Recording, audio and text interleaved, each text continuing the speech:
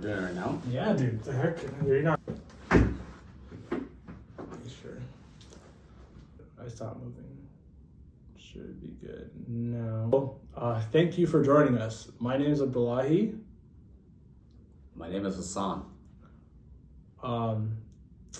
We know that buying a car can be one of the most difficult things to do as an adult. So we've decided to make this video dedicated to the buying process. Let's get straight into it. It's not. You should probably check it. What's going on? Step number one. Okay. Do we need this chair here now? Pretty good. Alright, step number one. How much car can you afford? The best way that I use to find out how much car I can afford is by using the 28-3 rule. You've probably seen it around. Sometimes it's called the 23-8 rule or 8-3-20 rule. It's all the same thing. So the 20 represents how much you will be putting down on the car, 20%. You should always be putting down 20%. The 8 represents how much percentage it is of your monthly gross income. The 3 represents the term length.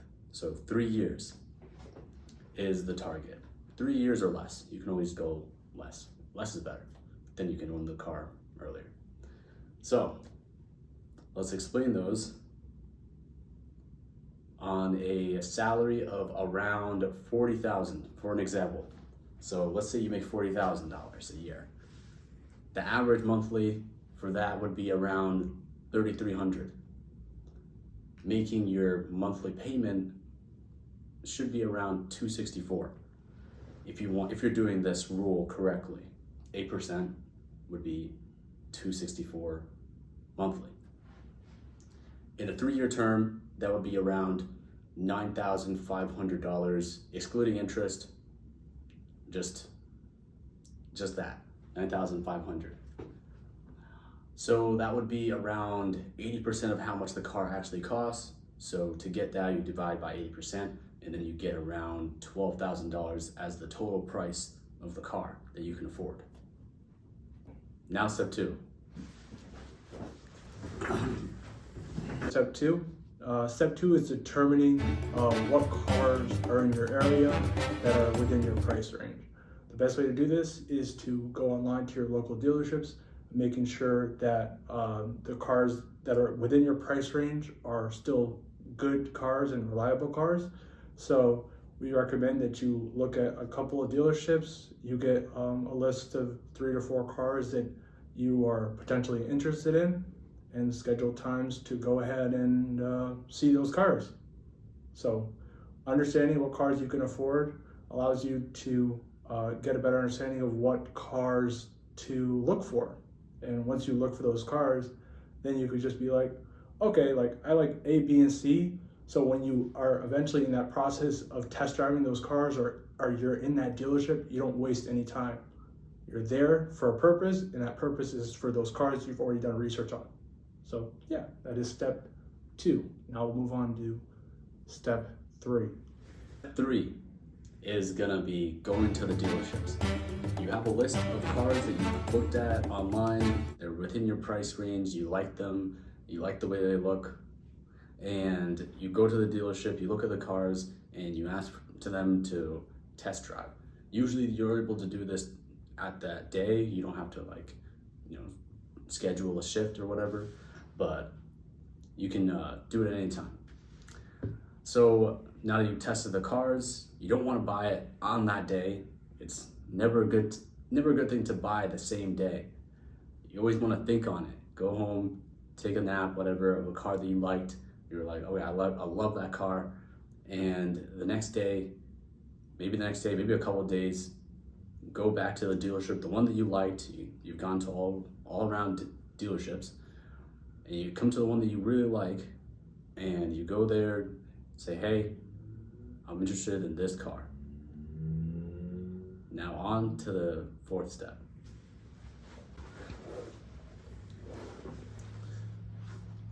All right, on to the fourth and very last step.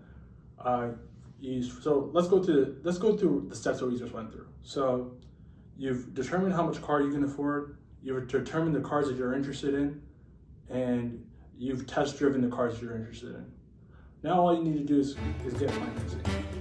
You need to go through a bunch of different credit institutions and banks. I just recommend that you go directly to the credit unions, bond to people with lesser or unfavorable credit scores, and they tend to have better rates. If you look all around, you will see that a credit union does have better rates, and so your chances of getting a low interest rate, or the best interest rate that you can get possibly, is through a credit union. So we recommend that you go through them, and we recommend that you go through your own financing, because if you go to a dealership, they'll pull your credit a multitude of times, and they'll tell you, oh, it's a soft pull, it's soft this or stuff. That's all BS. They're